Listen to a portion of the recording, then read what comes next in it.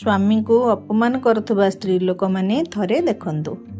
नमस्कार बंधुगण, आम चैनल आपण मानकु स्वागत।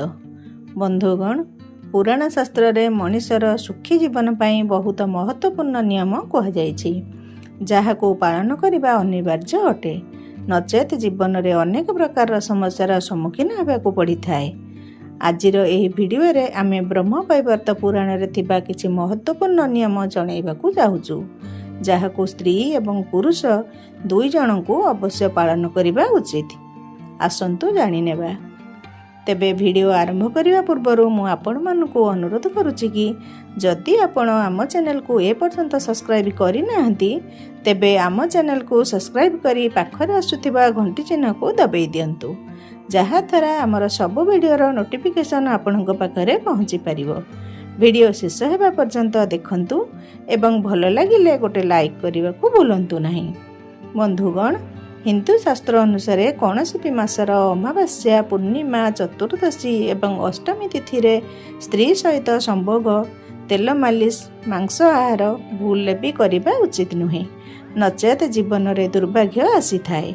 दीप, शिवलिंग, पुराण शास्त्र बही, टंका, देवी देवता मानकर मूर्ति, यज्ञोपवीत, स्वर्ण एवं शंख केबे भी सीधा भूमि उपरे रखिबे नहीं।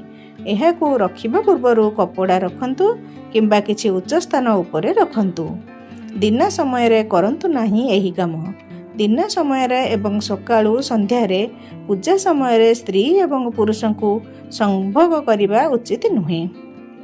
जो लोक यही काम करती सेमानकु माँ लक्ष्मी कृपा प्राप्ति होई न थाए। सेमानकु अनेक प्रकार रोगर सामना करने को पड़ी थाए। एहार कारणरू स्त्री एवं पुरुष दुई जनकु जोड़ जनित रोग होई पारे। पुरुषंकु केबे भी पर स्त्री को खराब नजर देखिबा उचित नुहे। एमिति करिबा द्वारा मनुष्य को विनाश आड़कू नहीं जाई थाए। एहा द्वारा दारिद्रता बढ़ी थाए। स्त्री मानकू यही कथार ध्यान रखा हे जो स्त्री निज पति को गाली करि थाए, कष्ट देई थाए, पतिर आज्ञा पालन करि न थाए, पतिर सम्मान करि न थाए, एही भली स्त्रींकर पुण्यकर्म क्षय हो जाई थाए। ब्रह्म वैवर्त पुराण अनुसार जो स्त्री कटुकथा कही अन्य को कष्ट देई थांती सेमाने परवर्ती जन्म रे काउ जन्म पाई थांती। पति सहित हिंसा करुथिबा स्त्रीर परवर्ती जन्म शुकर रूप रे होई थाए। कौनसी खराब चरित्रहीन मनीष सहित गोटे स्थान रे शोइबा, भोजन करिबा किंबा बुलाबुली करिबा वर्जित करा जायछि। काहेकि ना जो प्रकार रे पानी उपरे तेलर बुंदा पड़िबा द्वारा ताहा चारिआडे प्रसारित हो जाय थाए, ठीक सेही परी खराब चरित्रवान व्यक्ति सहित संपर्क रे आसीबा द्वारा खराब गुण सबू आम भितरे प्रवेश कर जाय थाए। कौनसी व्यक्ति सहित कथा हेबा द्वारा, शरीर को छुईबा द्वारा, एका सहित शोइबा द्वारा, साथी रे भोजन करिबा द्वारा परस्पर गुण एवं दोष आपे आपे संचरित होइथांती। ब्रह्म वैवर्त पुराण अनुसार स्त्री एवं पुरुष सूर्य एवं चंद्रंकर अस्त हेबा समय रे केबे भी देखिबा उचित नुहे। एहाकू अशुभ माना जायछि।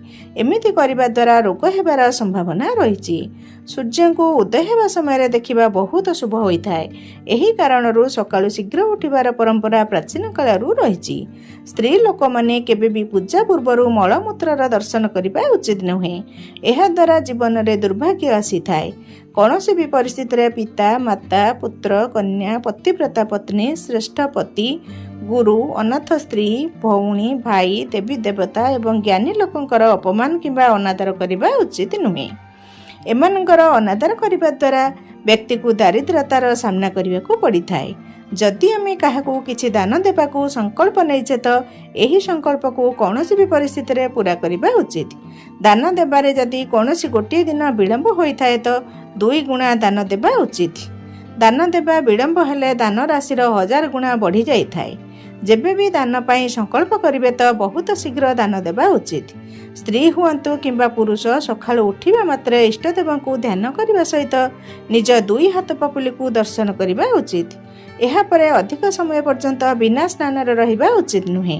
राति रे पिंधिथिबा कपड़ा को शीघ्र त्याग करिदेबा उचित। रविवार दिन कंसा बासन में खाद्य खाआंतु नाही। एही दिन मसूर डाली अदा लाल रंगर खाद्य जिनिष केबे भी खाइबा उचित नुहे। घर को प्रवेश करने समय यही कथार ध्यान रखिए। घर बाहर घर को फेरिबा समय केबे भी सीधा घर को प्रवेश करिवे नाही। मुख्य द्वार सामने गोड़ हाथ सफा पानी रे धोइबा परे घर को प्रवेश करंतु। एमिति करिबा द्वारा घरर पवित्रता एवं स्वच्छता बनी रही थाए। बंधुगण यथा संभव यही सब नियम को मानि चलिले घरे सुख शांति विद्यमान करिवो। एही भिडियोटी किपरि लागिला कमेंट रे लिखंतु। एही भली नुआ नुआ दरकारी प्रसंग जानिया पई हमकु लिखंतु। आम चैनल को लाइक करंतु, शेयर करंतु एवं सब्सक्राइब करंतु। धन्यवाद। जय जगन्नाथ।